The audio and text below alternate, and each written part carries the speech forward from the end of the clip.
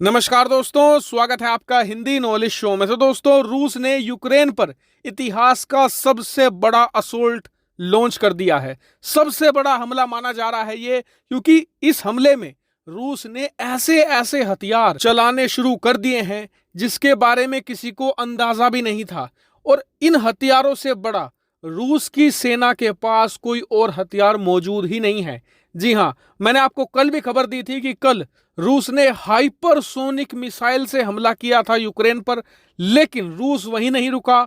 आज फिर दूसरे दिन लगातार रूस ने यूक्रेन पर हाइपरसोनिक मिसाइलें लॉन्च करी हैं। और जिन लोगों को हाइपरसोनिक मिसाइल के बारे में कुछ नहीं पता, बस दो बातें समझ लो। पहली तो ये कि रूस के अलावा हाइपरसोनिक मिसाइल पूरी दुनिया में किसी और के पास नहीं है।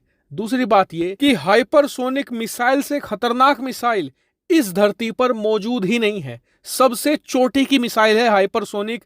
और इतना ही नहीं, इस धरती पर कोई ऐसा रडार नहीं, कोई ऐसा डिफेंस सिस्टम नहीं जो हाइपरसोनिक मिसाइलों को रोक सके। अब आप जरा खुद सोचिए कि इस लेवल के हथियार रूस ने पिछले 48 घंटों में यूक्रेन पर चला दिए हैं, और इसमें यूक्रेन को कितना नुकसान हुआ है। कल जो हाइपरसोनिक मिसाइल हमला हुआ था, उसमें जो इनका यूक्रेन का हथियार डिपो था, यानी कि जहां पर हथियार जमा होते हैं, उसे तबाह किया गया था। और आज जो हमला किया गया है वो यूक्रेन के एक तेल डिपो पर किया गया है, यानी कि वहां पर यूक्रेन की सेना के लिए भारी मात्रा में तेल जमा करके रखा गया था, उसे नष्ट कर दिया गया है। यानी कि रूस की रणनीति फिलहाल ये है कि यूक्रेन की जो सप्लाई है उसे किसी तरीके से तोड़ा जाए। इसके अलावा हाइपरसोनिक मिसाइल हमला करने का एक खास कारण यह भी था कि पश्चिमी देशों को यहां पर साफ संदेश दिया जाए कि युद्ध जीतने के लिए अब रूस किसी भी हद तक चला जाएगा। इसका कारण यह है कि जो तेल डिपो और हथियार डिपो नष्ट किया गया है, उसे रूस चाहता तो अपनी क्रूज मिसाइलों से भी नष्ट कर सकता था, क्योंकि आज की तारीख में यूक्रेन की सेना के पास ऐसा एयर डिफेंस सिस्टम मौजूद नहीं है जो रूस की खतरनाक क्रूज मिसाइलें या बैलिस्टिक मिसाइलों को रोक पाए। ऐसे में हाइपरसोनिक मिसाइलें खासकर इसलिए इस्तेमाल की गई है जिससे कि एक तो यूक्रेन के अंदर भय पैदा किया जाए, साथ ही पश्चिमी देशों के अंदर भी ये डर पैदा किया जाए